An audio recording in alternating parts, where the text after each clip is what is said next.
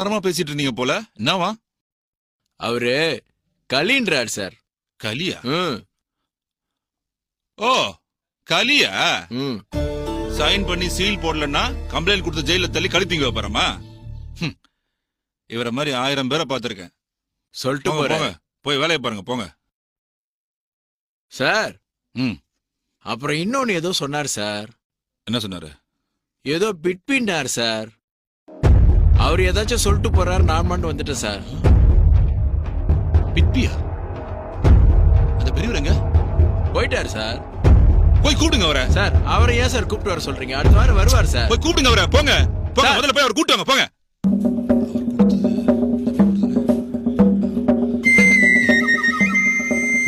ஐயா ஐயா ஐயா ஐயா, ஐயா, ஐயா, ஐயா, மன்னிச்சிருங்க ஐயா. ஐயா, மன்னிச்சிருங்க ஐயா. ஐயா, ஒரு நிமிஷம் இருங்க ஐயா. இப்போ உங்களுக்கு கையெழுத்து போட்டு சீல் போட்டு கொடுத்துறேன். குனியா, யோ குனியான்ற. ஐயா, இனிமேல் லஞ்சம் வாங்க மாட்டேன். மன்னிச்சிருங்க.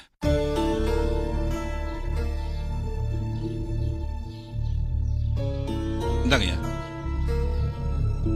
ஐயா, வாங்கிக்கங்க ஐயா. தேங்க்ஸ். இனிமேல் லஞ்சம் வாங்க விட மாட்டீங்க.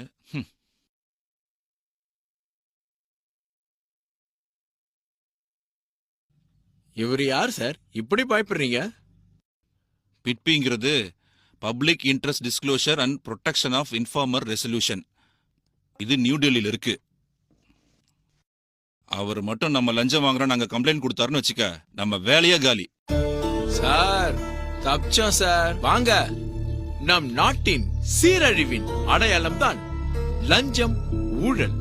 இதை சகித்துக் கொண்டு போனால் அதுவே பழக்கத்திற்கு வந்துவிடும்.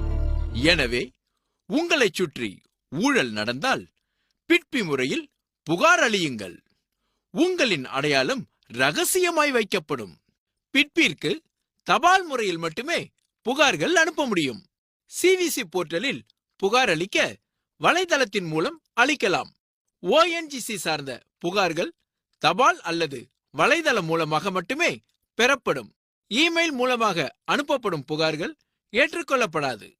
ஒவ்வொரு மனிதனும் பிட்பி, சிவிசி மற்றும் ஓஎன்ஜிசி வலைதளத்திற்கு சென்று அவற்றை பற்றி நன்கு தெரிந்து வைத்துக் கொள்ளுங்கள்.